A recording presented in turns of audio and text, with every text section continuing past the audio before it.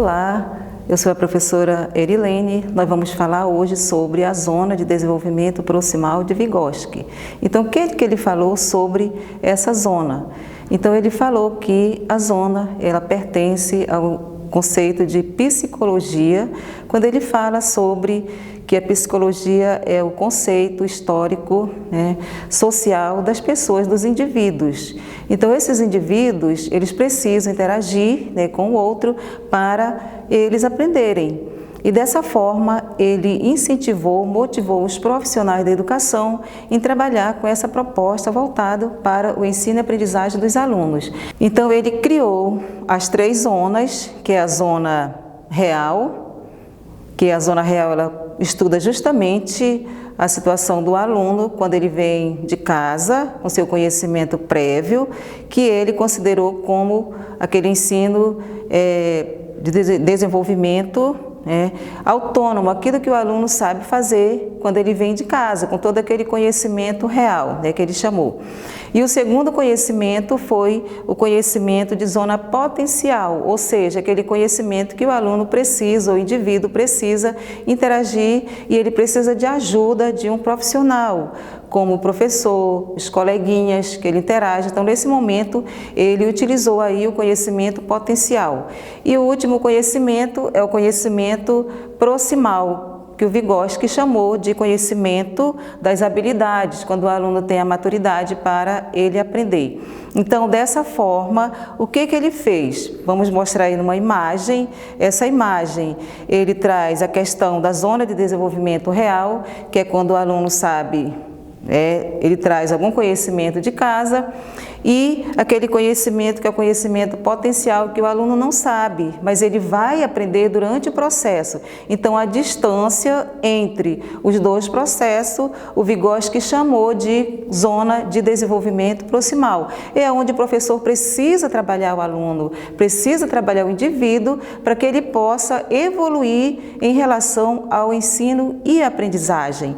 Então, dessa forma, ele chamou também a zona real de desenvolvimento de zona de conforto, ou seja, o aluno precisa sair, o indivíduo precisa sair do contexto da família e ir para a escola. Claro que quando ele sai desse contexto, ele tem o quê? Os medos, causa as incertezas, e aí nesse processo o professor vai trabalhando esses medos para que ele possa evoluir da zona de conforto para o conhecimento real, para o conhecimento de crescimento. Ou seja, aí é necessário o quê? A intervenção do professor, porque o professor precisa trabalhar para que ele saia da zona de conforto e adquirir o conhecimento necessário da vivência dele, ele escolher as metas que ele quer seguir na vida, o conhecimento de crescimento, conseguir novas metodologias, novos rumos à vida dele, novos propósitos, novos sonhos. Então, é isso que o Vygotsky colocou em relação ao ensino e aprendizagem do aluno. E nesse contexto, dentro da escola, o que ele trouxe para os professores? Então, ele falou que a escola é imprescindível em relação ao ensino e aprendizagem, quando ele utiliza o desenvolvimento de zona de conforto, porque aí o aluno pode sair da zona de conforto e adquirir o conhecimento da consciência de aprendizagem. E aí o aluno pode superar os medos, os preconceitos, ele pode criar novos conceitos e também ele pode intelectualmente se desenvolver. E dessa forma ele criou 3 teorias. A primeira teoria, ele se embasou no desenvolvimento, que o desenvolvimento ele é independente, porque tudo depende da maturidade do aluno, por exemplo, da criança. Não adianta o professor, querer ensinar uma criança de 3 anos a ler. Por quê? Porque essa criança não vai ter maturidade, devido à sua idade, o seu desenvolvimento, que ainda não está pronto para receber o conhecimento. E dessa forma, ele também colocou outro tipo de teoria, que foi o aprendizado e desenvolvimento, porque ele acha que, apesar desse desenvolvimento, dessa interação, desse processo, o tanto conhecimento quanto o aprendizado, eles caminham juntos, né? Então, para o aluno, isso é bem relevante, por quê?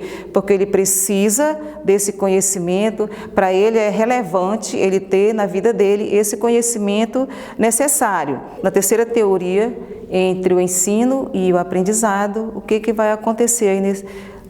Há uma diferença entre os dois processos. Por quê?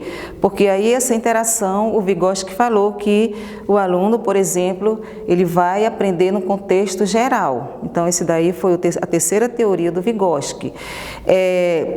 Nesse momento aí, o que essa teoria traz para a educação? Então, aí nós temos em relação ao conhecimento, que é o conhecimento espontâneo, quando a criança, o indivíduo vem de casa com seu conhecimento prévio, e ele, nesse contexto, quando ele vai para a escola, ele aprende conhecimento científico. E existem outros autores também que falam que esse conhecimento prévio, o professor precisa levar em consideração para o aluno aprender, porque dessa forma ele contextualiza o ensino e o aluno aprende. E aí, para o professor, como é que é essa interação entre o professor e o aluno? O professor é apenas aquele que conduz, que media o conhecimento, e o aluno abarca esse conhecimento em relação àquilo que ele quer, transmitindo ou repassando novos conhecimentos, novas ideias em relação a tudo isso que ele aprende. E aí nós vamos ficar aqui, né, com as ideias do Vygotsky, espero vocês terem adquirido o conhecimento necessário.